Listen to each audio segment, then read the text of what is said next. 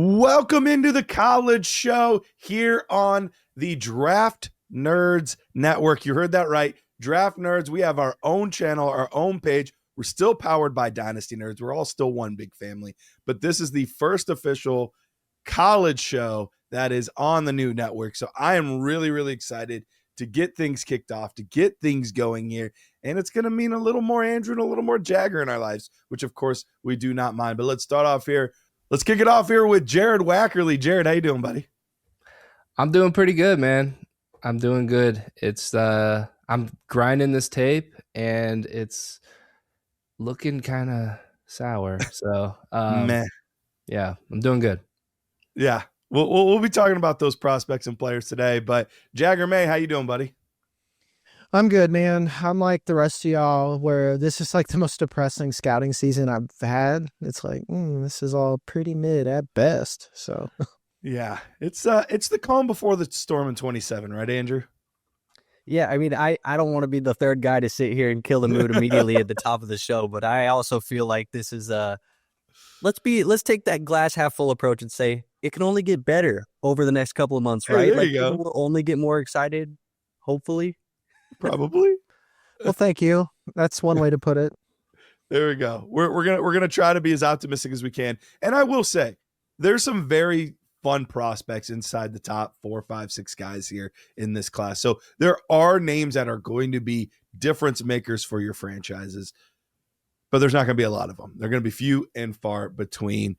So today we're going to be looking at our consensus top 12 as it is today. Now, we are now starting to get into the time where, hey, I have watched 4, 5, 6, 7 games on some of these prospects, and I do have a good deep dive. Not on all of them yet, but we're starting to get into that process now. So we're getting an idea, but obviously we're not going to be all the way through these guys for a few months still. But let's go ahead and get into it. We're getting into our number one. Should we start at 12 or 1? What do you guys want to start with? Work our way from the back all the way to the front. Let's do that. Yeah. Working from 12? All right. We'll start low and then we'll build hype. You know, we'll get more and more excitement as we go. Getting more exciting and less depressing as we go. All right. Well, let's start here at number 12. And we're going to start with Emmett Johnson, running back from the Nebraska Cornhuskers. This is not a running back class that has a lot to offer, but there are a few guys outside of Jeremiyah Love that do offer fantasy football hope. And Emmett Johnson is one of those players. We're looking at a guy that is going to do some good things on the ground for sure. But I think what's making him even more exciting is his potential as a pass catcher at the next level. I think that's where we could see some really good things from him, where we could see him be more of, I don't want to say a third down back, because the NFL has embraced smaller running backs at a much higher clip recently.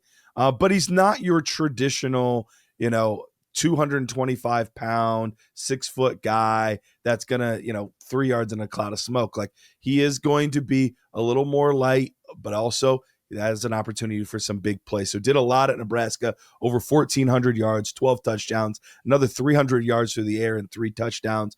And I know for you, Andrew, this is a guy that you've steadily grown interest in as you've been watching. Yeah, I mean, this is a player that I've been getting more and more excited about. If you watched the first episode on the Draft Nerds channel, we were kind of talking about sleepers, Jagger and I, on our show, and Emmett Johnson was one of the guys that I kind of viewed as maybe not like a super sleeper. Obviously, he's in our top 12, but I didn't feel like he was being talked about a lot at that point in time, and recently it feels like he's getting even more buzz, and rightfully so. I think this is a player who's electric with the football in his hands, and you kind of mentioned the ability to be a pass catcher in this offense there at Nebraska, and he kind of carried the load after Dylan Raiola went down as well. But he's running legit routes. Like, they were lining him up outside. He was doing things as a receiver that is also running the football, and he's doing it well. So I think he's a really talented player, something I'm very excited about. I kind of have him and Jonah Coleman in this same tier right now as my RB2 and 3. And it could really be Emmett Johnson at the end of the day. Right now, I'm going to lean Jonah Coleman because we've seen a little bit more production, and I think there's a little bit more safety with a guy like Jonah Coleman. I project better draft capital for Jonah Coleman. But Emmett Johnson's somebody that I'm definitely watching right now. Yeah, I'm interested in what my first year using the nerd score, what that'll give me with my own personal grade. Emmett Johnson, from all the things that you have said, is someone who would probably end up being an RB2 just because I value that third down work so much. We just know that the upside, that's where it's at, because more and more, like Garrett, as you preface, more and more teams are okay embracing small running backs because we use a committee approach. And when touchdowns aren't a very sticky stat, you can really depend on something like receptions and third down spikes. Yeah, absolutely. Jared, what do you think about this kid? From what I've seen so far, he seems like he's explosive, electric, can make guys miss. And like, he is a little undersized, but he does run hard. Like, he's not afraid to lower his pads and get physical, which I like to see. So I haven't done my deep dive on him yet, but yeah, I think now that the declares are all settled, it's like a guy like Emmett Johnson's kind of rising up with the tide a little bit, because we have to, not that we have to dig deep to get to a guy like Emmett Johnson. It's just like the running back pool is not super deep this year.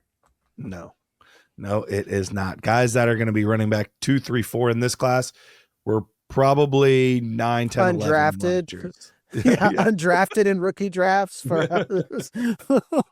Oh man. Yeah, no, legitimately, like, I look at a guy, well, we'll get to him in a second, but I think of guys last year that I liked, that I was, ranked 10th, 11th in the class for me. And I'm like, I see them as similar players, and I'm talking about them as first round guys. Guys like Bashal Tootin. Yeah. I was thinking of a nun guy for me. Fair. That was a guy. Yeah.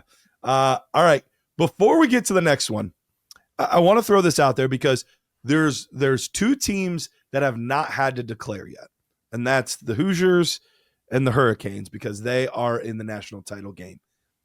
There's a receiver on the Indiana Hoosiers by the name of Omar Cooper that we do not know if he's going to come out yet or not. Is he somebody that we might be seeing here inside of our top 12 if he decides to declare, or are we not quite there with a player like that yet? Because I want to give him a little bit before we start to move on. I'll take that one because I like him a lot.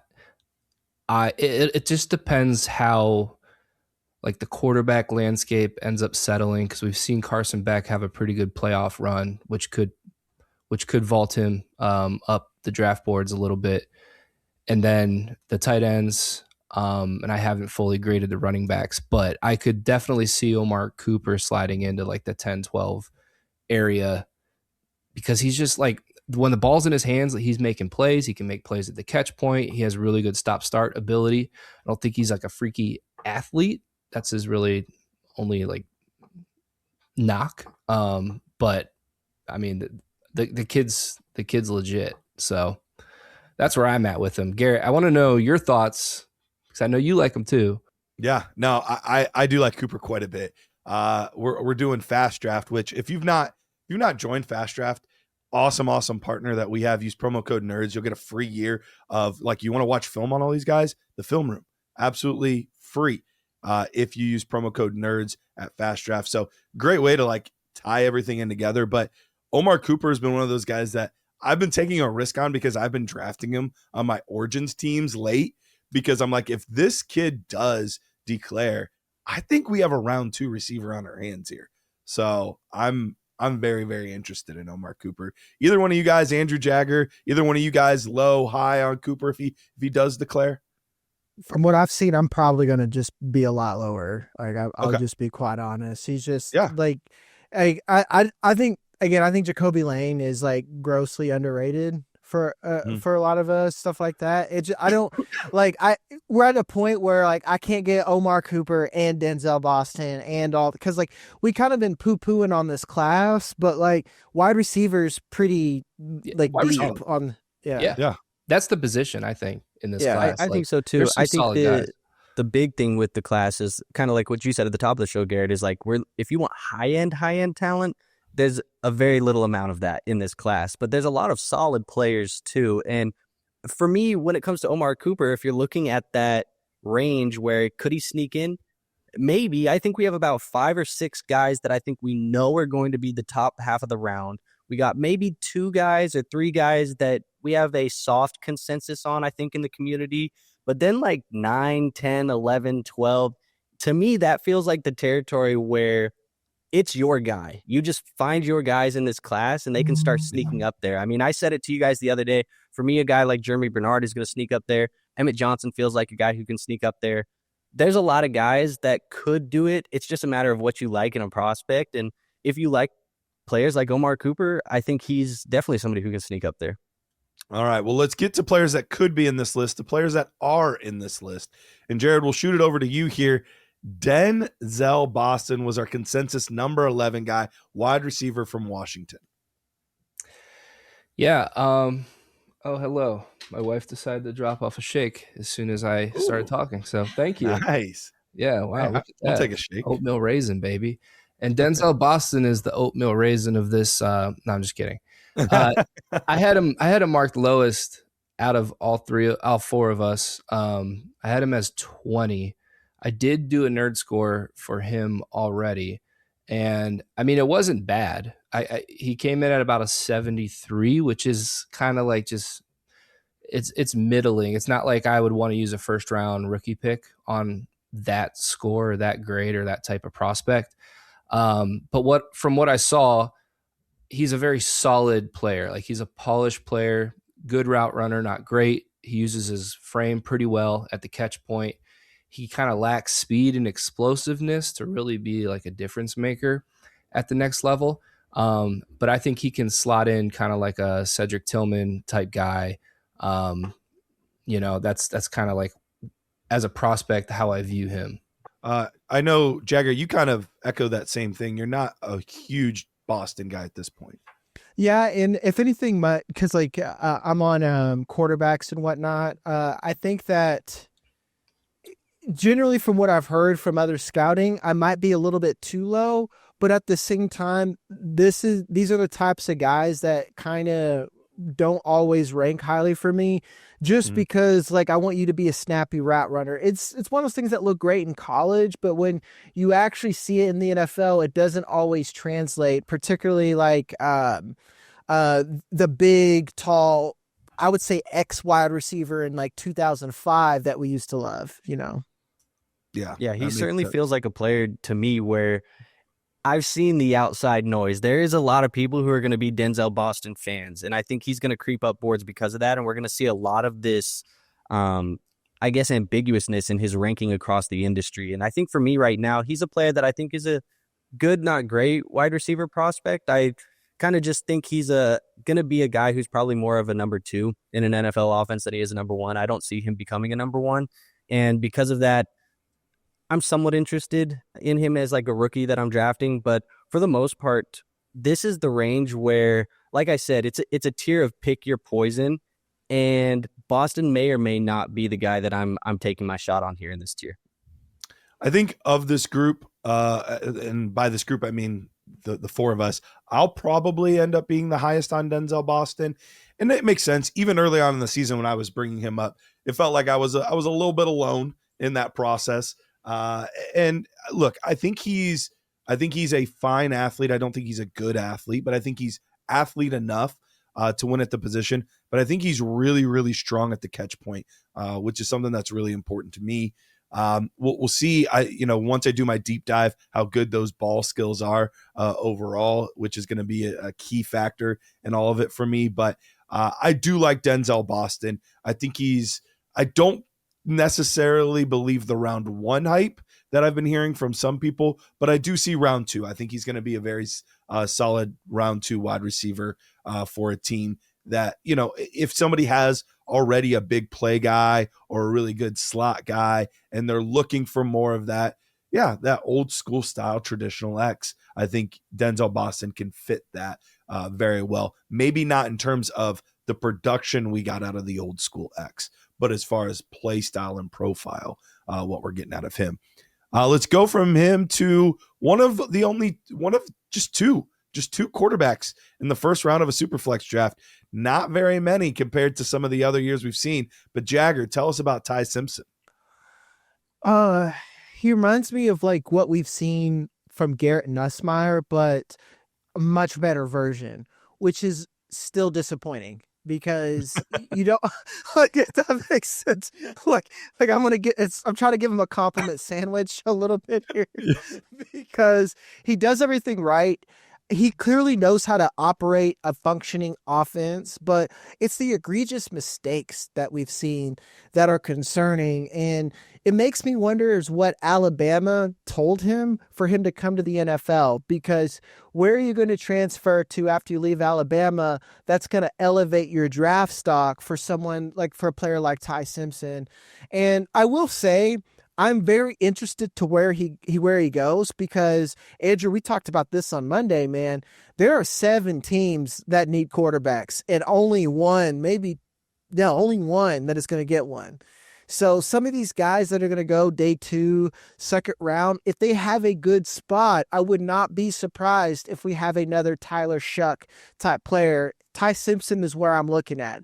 This is why I think having him, I was the lowest ranking him. Having him here is a little rich for me, but I also missed out on a lot of Jackson Dart. So like, as I go through this process and really formulate and think, I wouldn't be surprised if I'm right here with you guys. I might just be late to the party.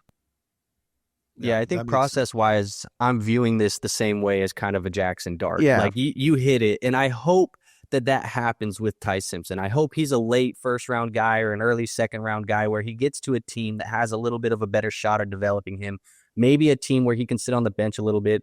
Jagger, we talked about this with Chambliss, but can you imagine a guy like Ty Simpson getting to the Los Angeles Rams, sitting on the bench behind Matthew Stafford for another year, and then being McVay's guy, you know, going into 2027? That would be a great situation for him like that. Maybe somewhere else where he can spend a little bit of time just sitting behind a veteran and learning. I don't know if he's going to be a day one starter, but there are tools there that I think can make him fantasy relevant at the next level. And like you said with Dart, it's the same process.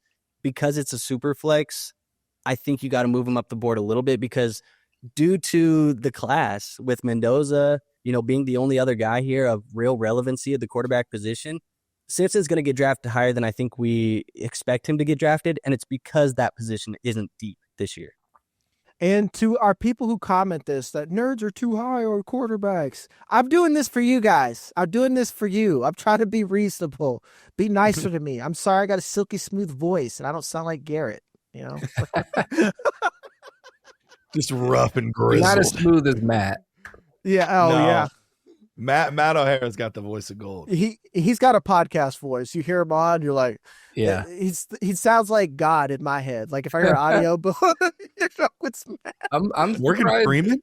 I'm surprised you guys didn't grade or rank Carson Beck at all around this range. I'm not there yet, dog. That's where I'm at. Yeah. You know what? I'm scared to rate Carson Beck. I'm scared, dog.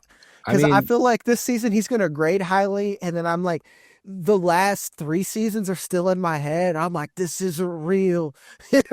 yeah, I mean, he's just had some really like bad games in his career. Like last year didn't do him any like last year kind of killed him a little bit. But going into last year, people were thinking he was possibly going to be the number 1 quarterback. And I think just from the way he's played in the playoffs so far, like he's looked really good. Like, just to be honest, like he's looked good. He's going through. He's 1,000 years old. You know, yeah, he looks like a seasoned grizzled vet who's been around.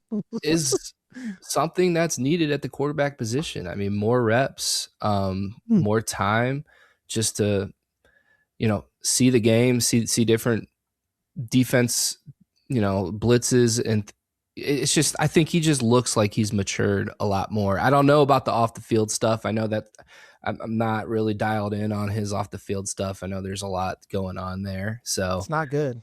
Somebody It's not bad. It's not bad, but it's not. I mean, it could be worse, but it's Exactly. still awful. it could be worse, right? I don't. It's not legal problems, but No. it's like you can't.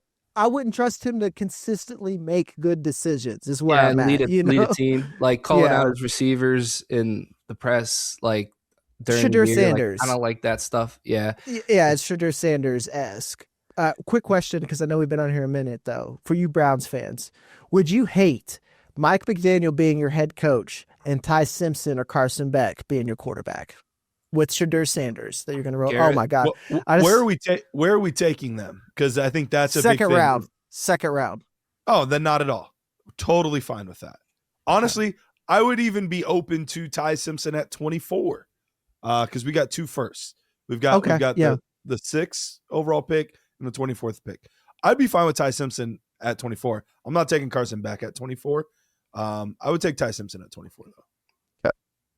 But I'm fine with Beck in the second as well. Give him a shot. See how he does. A place where I'm curious to see who the head coach is because that's going to make a big difference. But, I'm looking at some of these landing spots for a Ty Simpson, and I'm like, I definitely don't want him to go to the Jets.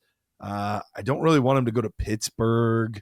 There's quite a few, or honestly, for his sake, Cleveland. A place I would not mind at all, though, depending on who the head coach ends up being, is the Arizona Cardinals. I mean, you have Trey McBride, you've got Marvin Harrison Jr., and you've got Michael Wilson there. Assuming that they can turn that defense around, because that's part of what killed them last year, which is the defense was horrific. Maybe shore up the offensive line a little bit. All of a sudden, they're in an okay spot there. So that's a spot I wouldn't hate for him. Now, I don't know that he quite has the chops to go, as a top 5 pick, which is, that's where Arizona's picking. We'll see, though. They could trade back, or they could trade back into the first round or something like that as well. But we also know that if a quarterback shows any sign of like maybe being a franchise quarterback, they get pushed into the top 10. So what about see Miami? Miami's a really tricky one because I don't know what are they doing? Yeah, like there's nothing there. There's nothing there. There's I don't have a GM. They don't have a quarterback. They don't have a head coach. They have one receiver. Now, they do have a GM. Oh, okay. They do have a GM. Okay. Yeah. I can't remember his name, but he's from the Packers front office. Okay. That's not. Yeah. I was curious. Yeah. I mean, but you do have Achane and you do have Waddle. So, I mean, those are 2 pieces. Maybe Hill. I don't know. It seems like he's gone. Might be done. I think he's done with football. I'm at that point, He might be. I hope not. But it seems like he's not far off from the Antonio Brown, circus type range. That was doing this off the field. Yeah, I hope not. But we'll see how things play out. All right, let's get to our next guy here. And Andrew, I know we're going to J-Wack on most of the receivers, but you special requested that you could get Germie Bernard here. So tell us why you love Germie Bernard. Yeah, man. We're just talking about early season guys who have the potential to be my guy for me in this rookie class. Germie Bernard is going to be one of those players along with Emmett Johnson. We talked about both. I guess we talked about Emmett already, but Germie Bernard to me is the savvy, NFL ready, veteran type of wide receiver that I just feel comfortable. He's going to be able to go to the next level and translate immediately. Day one, he's going to be a solid wide receiver for any team, any scheme. It doesn't really matter because he's a savvy route runner. He's very smart. He plays almost as if he's just one of the leaders on the team every single time. And I think the biggest thing that stands out for me is we talked about 2027 and how strong it is before on this channel. And Ryan Williams is one of the guys that we always have talked about as Ryan Williams should be one of the big guys in 2027. Germie Bernard made Ryan Williams at times this year look like the number 2 or the number 3 option at times. And it was really Germie Bernard's team here with Ty Simpson as the number 1 wide receiver. So he's a player that I think is just a little bit, I think back to 2022's draft class. And a lot of people were not excited of a Chris Olave coming out of Ohio State. Germie Bernard feels Olave light to me in this way. So he does. Do you mean in situation or do you mean in style? Both. Okay. I'm not there. That's the I'm not only there yet.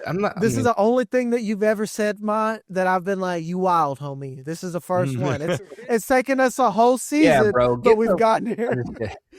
We just started. I think just the savviness of the routes, the ability to win. I just think he is one of these players. if I had to make a bet today, let's just say right here, if I had to make a bet today of any of these wide receivers not in the top 3, Makai, Tyson, and Tate, if it's not one of those 3 guys, if I had to pick one today where I have to stamp my name to it, it's Germie Bernard. That's where he's coming in for me too. Like he's right there at 4 right now amongst the wide receivers. So I'm there with you. I think he's a really strong route runner. So from like a route running standpoint, I can see how you like got to Olave because he was a very good route runner, but Olave was just never really like a physical guy. And I think Bernard is he's just a football player, dude. Like they'll hand the ball off to him. He, like we just said, like he can win down the field, inside, outside. He's not afraid to catch passes over the middle. He's just going to do it all for you. He's going to do what is asked of him in the offense. I don't think he can be like a number 1, true number 1, like elite player in this league. I think he's more of like a wide receiver, a really good wide receiver 2 in an offense. But he makes plays after the catch too. He can make you miss. So I like Bernard a lot. I think he's a fringe first round guy. If I had to bet on it, probably second round, but I think he could slide into the first. I have a weird analogy because, like, Jared, would you sell it? It was much better than Mott. Love you, Andrew. I'm going to use a Pokemon analogy because in my head, like, the Olave comp just isn't there because, like, to me, he's just like a finesse outside guy that could be a 1. But Jaden Reed is like the first evolution Pokemon. Germie Bernard would be the second evolution. The third evolution would be Debo, the big hoss, on here. And that's kind of that archetype of player that I see. And like the reason why I put Germie Bernard in the middle, because he is a vastly better route runner than Debo, in my opinion. But he's got more size and a lot more physical than Reed. What do you think of Golden Tate? Because that's another guy that I kind of see a little bit of, who was kind of Debo before Debo. A guy that would run over the middle, run guys over, be a physical player. Maybe I'm aging myself a little bit here. You're not aging yourself. That's a good. I just look young. I don't have him like as fast as Golden Tate was. I think he's fast, but not like. I got to like his testing can surprise us. I feel like his testing will surprise us. I think so too. It's like, see, like now I'm back with Mott on here. So and we're back. All right. Well, let's get to my favorite position. We've got another running back in here. We've only got 3 in the first round, and we're at 8, and we've already done 2 of them. But at 8 here, we've got Jonah Coleman, running back for the Washington Huskies.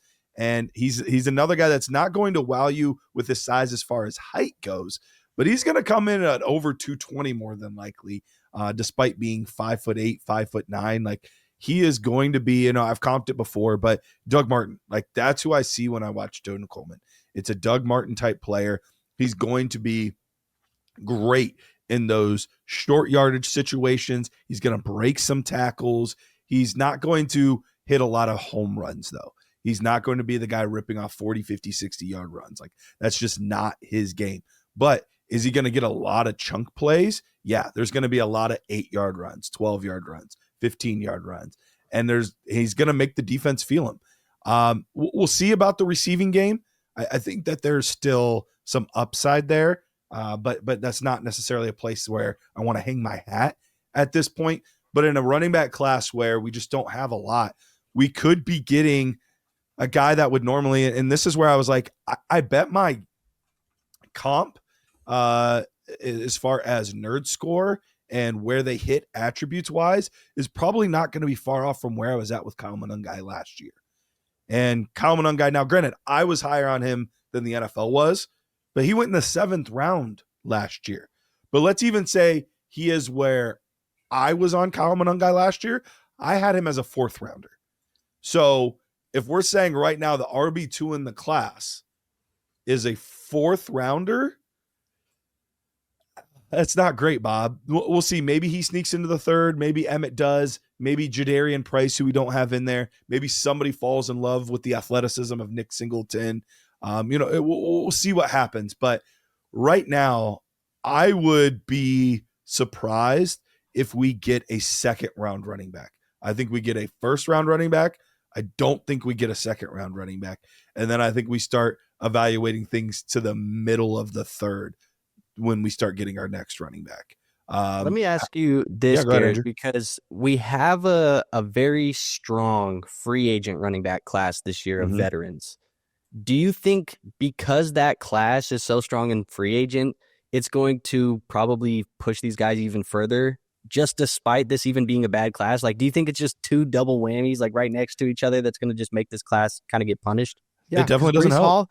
Breece Hall's out there. It's a really good free agent class that like the NFL doesn't reach like that, and the teams that do get punished most of the time. Yeah, right now we've got ETN, we've got Kenneth Walker, we've got Breece Hall out here, and then you've even got like next level guys like Brian Robinson, J.K. Dobbins is still out there and available. Isaiah Pacheco is going to be out there and available. Like, there's just so many guys that can get the job done. And dude, Sean Tucker and Rashad White. Rashad White's available. Yeah. Both of those guys will be out there. Like, there's going to be plenty of names, depending on how confident you are in a Achilles recovery. Najee Harris will be out there. Like, there's just so many players that can fill a role that unless you see something special, you're like, I'm either going to trade heaven and earth to get inside the top 15 to try to get Jeremiyah Love, or I'm just going to see who's available in the 4th, 5th round. No. Anybody else, any strong takes on Coleman or the running backs in general? No, I think that's a great point on how this running back class may be treated in the draft. So if you need a running back for your fantasy teams this year, good luck. Good luck. Would you guys rather trade those second round picks and try and go get those veterans and just take the free agent shot? Like, if you could trade your maybe you can't do it for a guy like Kenneth Walker or Breece Hall, but like, would you go trade a mid-second and try and buy J.K. Dobbins and just rather have that than the rookie pick? Yep. Mont, I straight up put out a video where I was just like, hey, man, go get Sharp, go get Trey Benson. Here's all the running backs that you should get that are worth more than whatever second you're going to spend. You're like, you're spending your seconds on in this draft?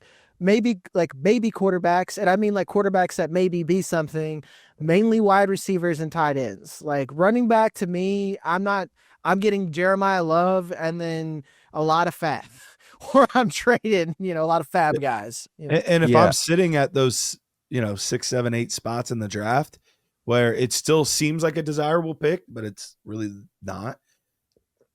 Okay. Can I get ETN for a first? Can I get Kenneth Walker for a first? And I'm trying to do it before free agency, because once free agency hits, then people are going to be excited about the landing spot. And, like last year, granted, hopefully we'll see. Last year, I made the mistake. I was on that end, and I had a free agent that I was like, I think he's going to go with the team. I think he's going to be in a great landing spot. And it was Najee Harris, signed with the Chargers, great landing spot. I was like, bro, somebody offered me a first. I was like, nah, I'm good. And then they drafted Marion Hampton. I'm like, dang it. The good news is there's no Marion Hamptons in this draft class that there are can no free agent running backs. So they decided to play with fireworks. Yeah, I don't know, man. I think this is tough. I just did a video yesterday, a startup mock draft with the rookies, and it was basically after like the 107, 108. There was a 4-round gap or a 5-round gap in startup value where the next rookie went after that. So small sample size, but it feels like consensus in the community, or at least feeling in the community right now, is that you got about 6 guys and then nobody knows how the hell to value anybody else after that. Yeah, absolutely. All right, let's get to our next one here. And Jagger, we'll actually pass this one to you because I know you're a big fan of this player. KC Concepcion is our 7th ranked overall player. And you've been in on this guy since day one. Tell us what you really like about him. Yeah, I'm happy we got a new channel so brand new people can hear me talk about the magic of KC Concepcion. I feel like I'm like dressed up in my little Mormon outfit. It's like, have you heard about KC Concepcion? Because I'm telling everybody about him. Because the production's modest. 919 yards on the season, 9 touchdowns, 27.3 target share. Yards per route run could be a lot higher, but he had decent competition there. And I don't mean decent as in like he sucked. There's another guy that we're going to be talking about pretty soon as a sleeper, I think. And you guys will always hear me talk about valuing route running, understanding space, and despite his size, he plays much bigger than what his frame may suggest, and those are all huge pluses for me. This is someone who I could see have an Alad McConkey type role within an offense if he gets a good landing spot. I'm thinking of someone like a team like the Patriots. If Kyle Williams doesn't pan out, this is someone that could get a lot later. And I don't think they're going to be getting a wide receiver early because they still want to improve that offensive line. I know how Vrabel works. There's a lot of holes in that defense. This is a guy that even if he goes early at the top of the second or late in the first, I'm going to have a lot of, and I'm going to be aggressively trading up to get where I'm like, if I've got a bunch of seconds, like here's all 3 of my seconds. Can I have this one pick? Just because this draft just doesn't have a lot of depth. And I would rather have someone with the profile like Concepcion. Yeah, it makes sense. Yeah, he graded out pretty well for me. I've already done him as well. He's like right neck and neck with Bernard. I got Bernard just slightly higher. My comp for Concepcion was Khalil Shakir because it's like he's not, like you said, he's not big in stature, but he plays big. He plays strong. He's not afraid of contact. He'll go up and get the ball, even though he's 5'11". I think he lacks some of the top end juice and elite traits from like an athleticism standpoint, but he's extremely quick, can make people miss, make plays after the catch. I agree with you. I think like he's a good route runner as far as understanding where to be for his quarterback. So I think he's going to definitely find a role in an NFL offense. I project him kind of as more of a slot receiver, PPR guy. So landing spot will be really important, I think, for him. Mm-hmm. I've heard some buzz of him potentially sneaking into the first round. Do either of you guys think that he's going to be able to do that? Yes, but to me, there's such a mixed bag. It's what do you like? There's not automatic studs. There's not a whole lot of automatic studs. So that's why I point out someone like the Patriots, because Josh McDaniels likes his offense needs those shifty guys. Whereas like if you like a lot of size, maybe that's not quite the offense for you because that's what the Texans want. They want the Twin Towers of Iowa State out there at all times, it feels like. So that's why I think I agree with Jared and we're pretty much lockstep. It all depends on where he goes. Wherever he goes, he can be a target earner, but usage can be everything. The Bills don't know how to draft a wide receiver, so maybe they can get 2 Khalil Shakirs. And then we just have, I think he's a little better than Shakir. I do too. It's just kind of who he reminds me of when I watch him. Yeah, my comp's Lad, but that could be a generous comp. So, all right, well, let's go from Concepcion to the tight end position, and Andrew, here's your guy. You get your chance to talk about a tight end. There was only one, so you only had one official guy, but we gave you others to sprinkle in, guys you liked. But your actual position that you're covering right now, Kenyon Sadiq, tell me about him. Yeah, really, really solid player. Tight end coming from Oregon, 560 receiving yards, 8 touchdowns this year, 24% target share. Just a guy who is a true receiving threat at the tight end position. And you look at this class, and there are some other tight ends that we like. Michael Trigg is a guy that Jagger's brought up before. We have Max Clare. We have Eli Stowers. But there's a guy here in Kenyon Sadiq who, in my opinion, is a tier above the rest. He's in a league of his own right now as a tight end. And I think if you look at the NFL, I'm not going to be surprised at the end of the day when he comes in as a top 15-ish pick in the NFL draft and becomes one of the top picks in this upcoming draft class. So I think if you're kind of looking at like draft capital projection wise, think of where Loveland and Warren went last year. That's where Sadiq is probably going to be falling in the NFL draft this year. And I think he's going to go into an NFL team, be a real target earner at the next level as well, be probably a day one contributor. We've seen in the NFL right now with tight ends where it doesn't take that long anymore for the tight ends to become producers for fantasy. I think Sadiq's the next in line. So he's a player that I think is in a tier of his own. Like I said, right now, you have the guys that are in the tier above. We'll talk about them. But we just talked about all these players. Sadiq's in his own tier by himself, and then we'll talk about the rest. Tight end has become the defensive stretch for the NBA. Like, how, man, like you got a guy, Cleveland's got a guy, Evan Mobley, like that's what the tight end position has become. If you can play good defense and hit threes on the outside, you're valuable. With tight end, if you're a stud blocker and a stud wide receiver, you can just hear Sean McVay just like crying with joy in the background, even though he's got Terrence Ferguson. The way that they're using tight ends, I wouldn't be surprised if they get another one, Yeah, we'll see how things go. J-Wack, what do you think about him? Because I'm looking at some of these potential landing spots for Sadiq. If he goes on the higher end of things, I'm looking at Washington at 7 potentially. You've got at 9, 10, and 11, all spots he could potentially go: Kansas City, Cincinnati, Miami. Then maybe if he falls a little bit, I think Carolina would be thrilled to have a guy like Sadiq if he could fall all the way to 19. Any spot there? Any thoughts that you have on Sadiq? I like all those spots. I think he's a difference maker. So wherever he lands will be an asset for his offense. And I think he's the guy at that position in this year's class. So, if you're in a tight end premium league, I think you need to, we're looking, you want to get elite talents, and there's not a lot in this class. And I think he's one of those types. Like any draft class he'd be in, he'd be a first round pick. So, bank on those prospects and, take a shot at a guy like Sadiq. I like him a lot. We might be low on him. Like, to be honest, we might be low. Yeah, we might be low. Yeah. I like that though, because you said like, if you're trying to find the elite guys, this is the first one we have talked about, in my opinion, that has the elite upside. Yep. Yeah. Agreed. All right. Well, we're getting into our top 5 now, and this is, at least for fantasy football purposes, this feels like we're kind of entering a whole new tier now. These are all players that we're not just drafting because we're on the clock and we got to take somebody. It's like, oh no, I'm excited to get these players on our team. And so let's start here. And Andrew, we'll go to you on this one because I know that he's your number 1 wide receiver. I think it used to be a little different.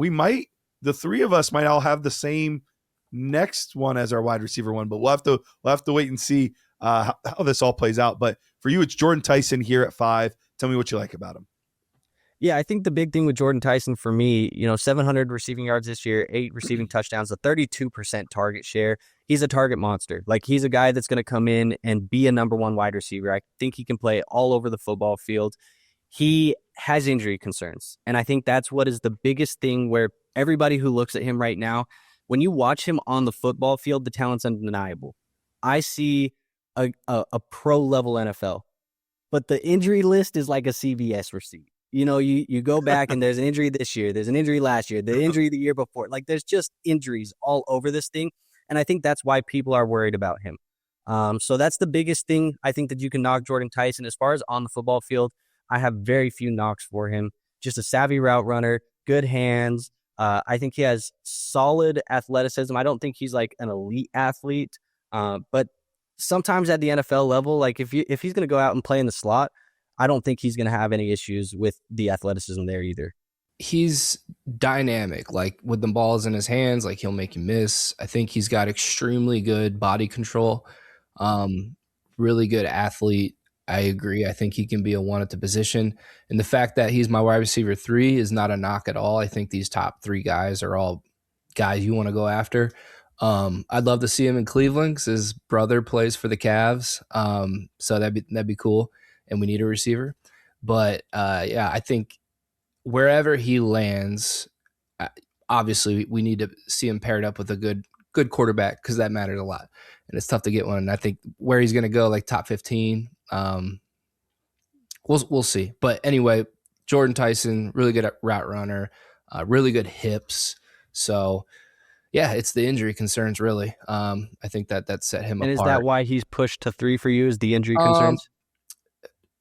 I think he's neck and neck. I'll just say it with Tate, and there's a clear 1 for me in this class.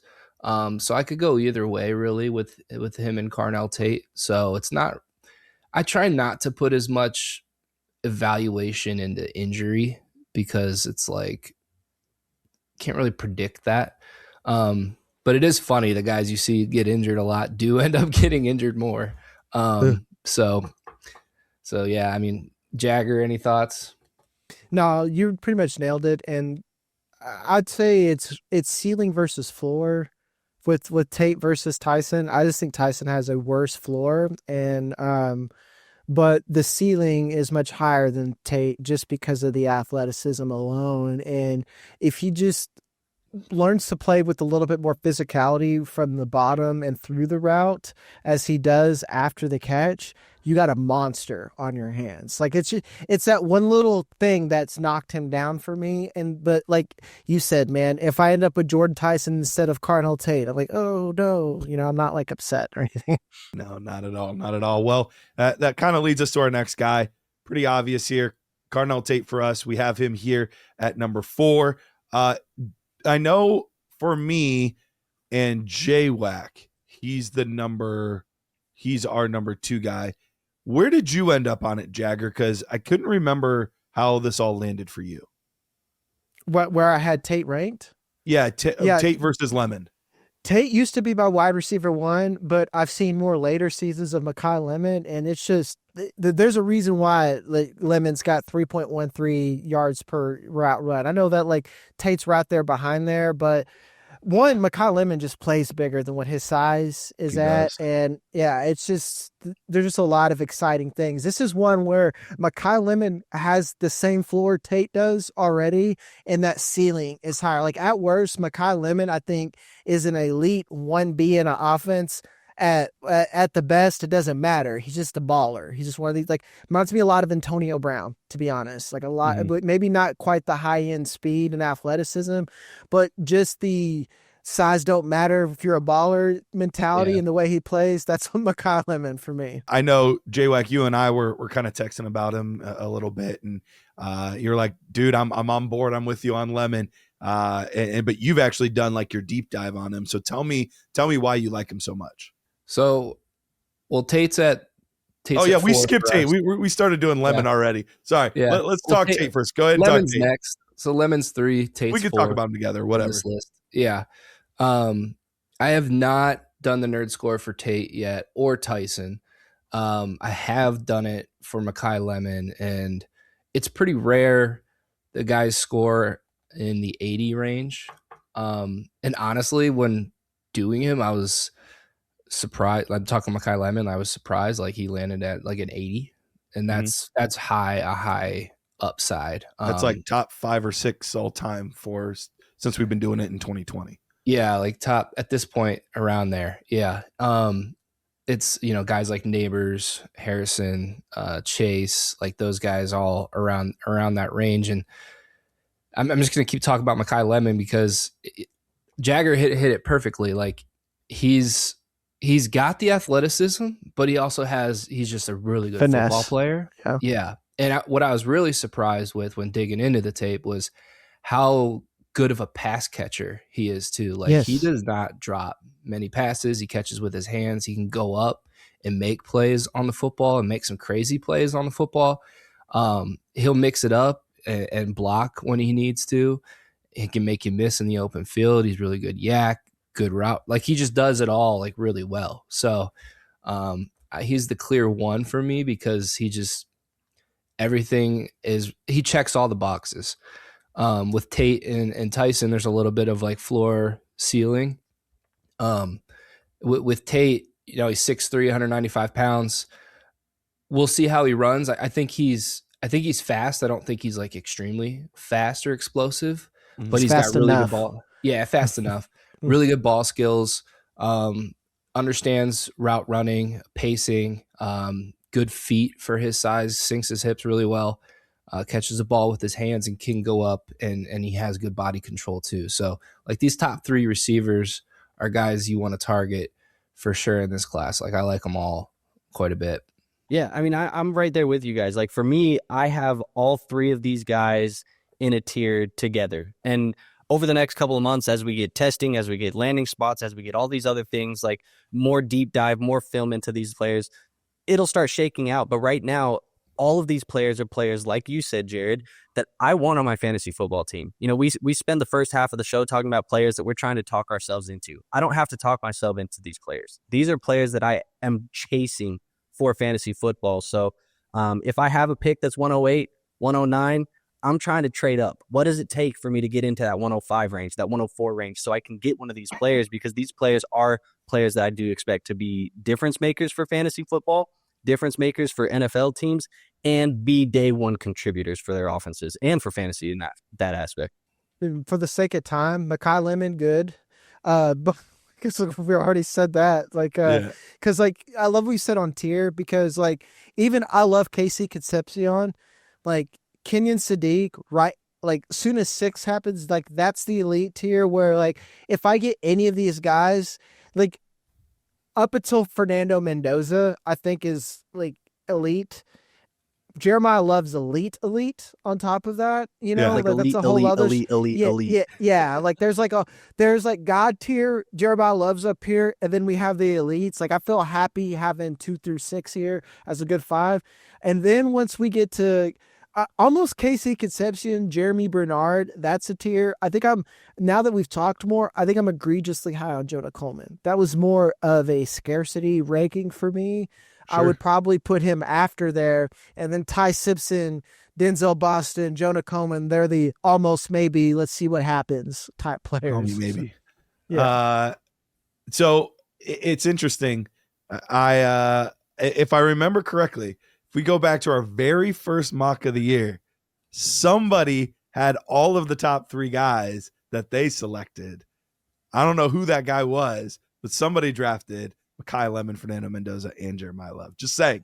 But we'll go ahead and skip Makai Lemon because we talked about him just as much, if not more, than Tate on the last one.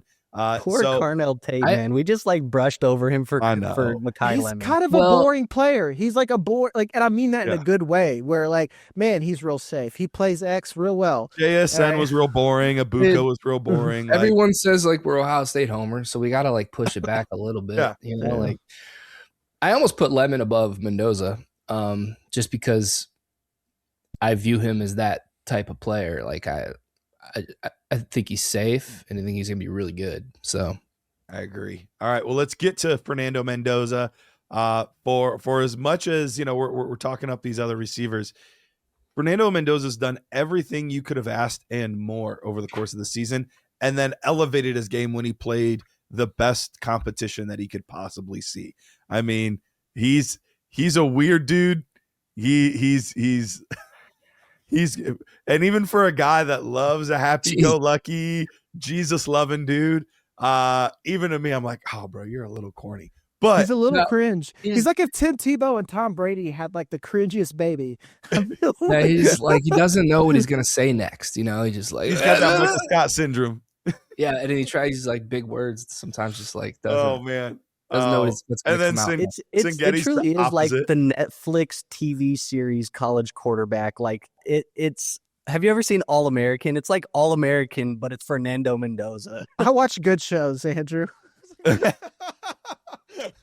dude, there's nothing wrong with having a dork at quarterback, though. Like that's true. No. You want a dorky. You want a dorky now. Like look at Jim Harbaugh. I want a coach with TISM and his special interest in football. He doesn't care about anything else, and that shows. He really doesn't. And you know what? Like for all of the Diego Pavias and the Carson Becks and the Shador Sanders and all of these guys that are going to be distractions and have other things and money and girls and whatever on the mind, Fernando Mendoza don't. He wants to play football. And he's excited about it. So talk to us, Jagger, about Mendoza. Man, what killed me is every knock that I had on him. Like I hated Mendoza's. Was it Cal or UCLA? Cal. Cal tape. I hated it.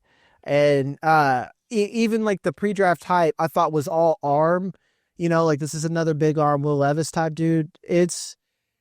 This guy's fixed everything. He's on time, accurate. He's throwing on the move. His mobility. We're at the point now where you can't say like you can't give the usual scouting idioms and stuff. You know, he's quicker than fast. Oh, he's just kind of moving, dog. Like, dude, he's a baby giraffe. Yeah, he's just moving, man. Like, and he doesn't look fast because he's huge. So, like, one stride is like a 5-yard marker. You know, the last game he like shook someone. I was like, what? Yeah. Then he fumbled though because he exposed the ball, but he's trying spin moves and stuff. He had that in the bag. Like Fernando Mendoza, I was not familiar with your game. I'm sorry, dog. Like he just doesn't have any questions. You know, he just doesn't have any. He's got the production. He's probably going to have the hardware. On tape, I don't want to cry. Like last year when we were watching tape, even with Cam Ward and Shedeur Sanders, there's times I'm like, this is fun. I'm not doing that. Not a ton of risk with him. Exactly. Like, you feel good. Yeah, he's not gonna do anything off the field, and he's gonna work wherever he lands, and the guys are gonna like him in the locker room. Mm-hmm. So, yeah, man, I'm with you. I think good. It's super flex, right? He's really the only guy that's probably gonna be up in the top 5. Do you think he goes 1 overall to Oakland? Yeah. To Las Vegas. Wow. If Vegas messes this Oakland thing, come on, man. Only someone with that much Jesus in their heart can last. Because like Derek Carr, it was the offensive line that killed him. Like you can't like Shedeur Sanders in Vegas. No, he needs to be in Cleveland. There's nothing in Cleveland to get him in trouble. They need some help on the O-line out there. You know, I'll say the Vegas spot is where I do think he's going to end up going, which is, for me, like, it's not exciting. I don't love a quarterback going to Las Vegas. You do have Bowers, and maybe, you know, they get a coach in there that gets you a little bit more excited. I don't know. They haven't been great with their head coaching hires over the last, 5 coaches. Ever. My entire life. But, look, man, I think Mendoza, for me, you guys just said it. It's a solid player. There's no risk. He's boring. He's going to be solid at the next level. Like, I'm a Vikings fan. I watched Kirk Cousins for years. Mendoza feels like I'm just watching Kirk Cousins again. Man, he's big Kirk Cousins, man. That's such a good call. Though, nobody is upset. Like, go look. If you hear that and your ears cringe a little bit, like, go pull up the sleeper stats for Kirk Cousins. Look at how many low-end QB1 finishes there are. Look at how many years of production you got out of Kirk Cousins. You look at it and you're like, that wasn't sexy. I didn't love having Kirk Cousins on my football team, or it didn't get me super excited, and I didn't get the jitters, but I got production for a decade from Kirk Cousins. And, you know, you could even point, they have the calculate or connection, but Jared Goff, like, these guys aren't exciting, but they give you production. And if I'm getting a Jared Goff, Kirk Cousins baby and Fernando Mendoza, I'm fine with it, man. I'll just take that pick. Better on the ground, too, than both those guys. He can move much better. Yeah, and he's one of those people where, like, to go back to Kirk Cousins, where it's not a bad comp, man. Like, people want, like, the new word, aura, whatever. Kirk Cousins is a zero aura like person. That. Yeah, but you know what? He's a leader. He's a leader, and I've never heard someone say, that Kirk Cousins, not a locker room guy. Everyone hates him. The only person who can hate Kirk Cousins is Stephon Diggs, and he might be a bad person. So, Well, and the funny part is Stephon Diggs goes back to, like, one of my favorite, like, in the locker room things ever, when they were like, who in the locker room would you least want to date your sister? Yeah, and everyone like Stephon Diggs. Stephon Diggs. Yep. That used to be one of my favorite things to watch. 96 Questions was, like, one of my favorite things to watch, but that was, like, the best episode ever, where it's like everybody's just like, I do not want Stephon Diggs around my family at all. Oh my gosh, that's unfortunately, we talked about Carson Beck earlier. That might be Carson Beck, guy you at least want to date your sister. All right, let's get to our final one here, and this is no surprise if you've been anywhere other than, like, missing for the past 2 seasons. It's going to be Jeremiyah Love. I have had a chance to do almost my full evaluation. I'm at 3.5 games. I like to get to 4 or 5 before I actually give, like, my score. But here's what I saw. And this is going to sound like a very lofty comp, but I want to explain it because I know what people's initial gut reaction to this is going to be. He's a lot like CMC. He's a lot like a Christian McCaffrey. He is a good runner of the football, maybe even better than good. Like, he is a very solid between the tackles guy. And if that was all we had, he would still be probably the best running back in this class, period. But what takes him from being a good player to, like, holy cow, is this guy could be a wide receiver at the NFL level. This guy could line up and play slot. This guy, one of the things that I think I really appreciated the most when I watched him play was he's one of those players that feels like he has eyes in the back of his head.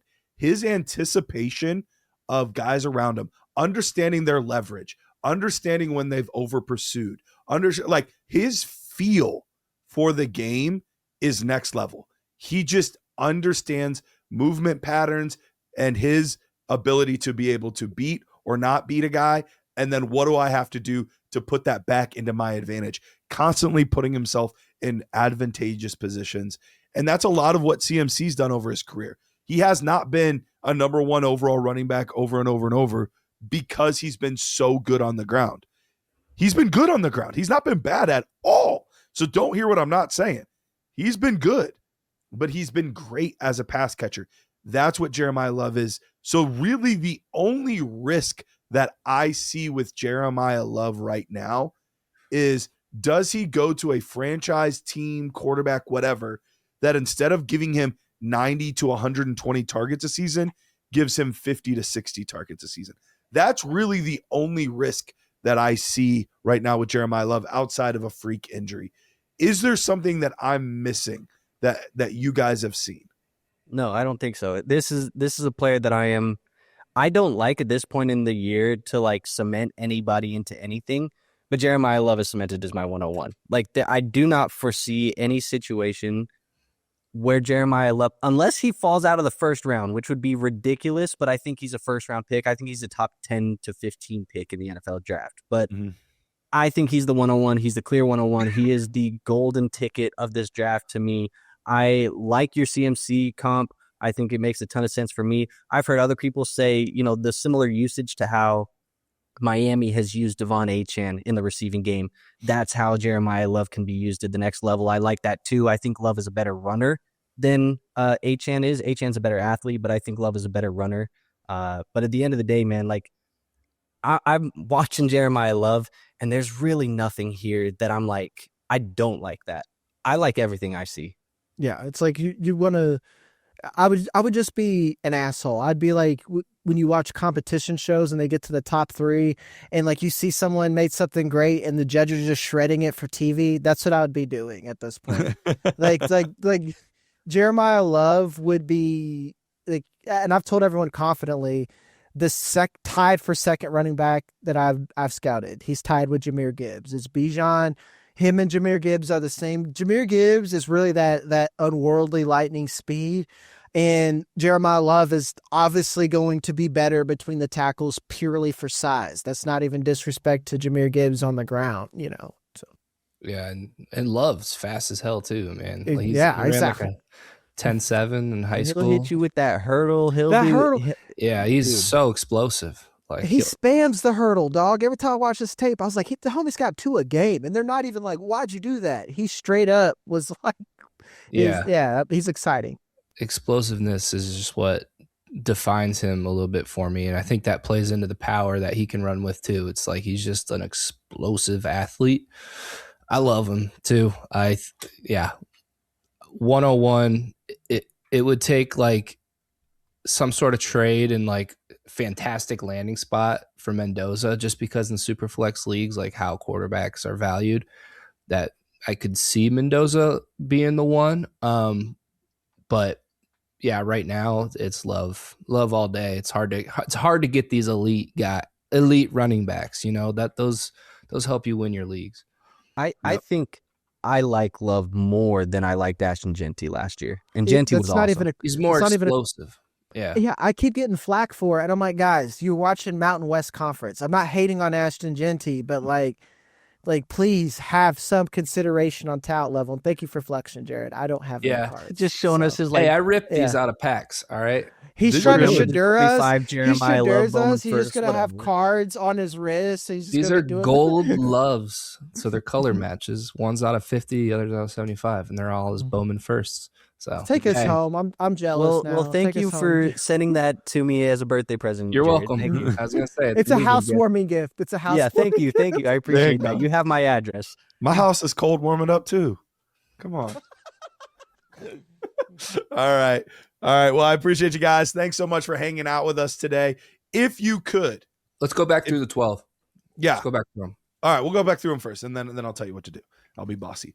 All right, at 12 we got Emmett Johnson. 11 Denzel Boston. At 10 Ty Simpson. At 9 Germie Bernard. At 8 Jonah Coleman. At 7 KC Concepcion. At 6 we've got Kenyon Sadiq. At 5 we have Jordyn Tyson. At 4 we have Carnell Tate. At 3 we have Makai Lemon. At 2 we have Fernando Mendoza. And at 1 we have Jeremiyah Love. You are listening to this on the Dynasty Nerds feed. Please go to YouTube right now. Subscribe to the Draft Nerds channel. We are trying to lift this thing off the ground so that way we are hitting full speed right at the time that we get to the NFL draft. The more followers, the more likes, and honestly, the more hypes. I know a lot of you guys are like, hype, what are you talking about? If you're on YouTube right now, it's an additional option with your like, but it makes it even better. All right. So it's a thing that moves the view counts up and things like that. So hype the videos, head over to YouTube, do all that for us. We greatly appreciate it. And even leave a comment on the Dynasty Nerds, Apple Pods or Spotify. Let us know at Dynasty Nerds what you think of the new Draft Nerds Network and all of the things we have here with the college show and everything else. Don't forget about the film room. 22 film room. We got over 400 cutouts out of this class. So there's a link in the description below. We got to be Nerd Herd member. We appreciate you guys. Bye.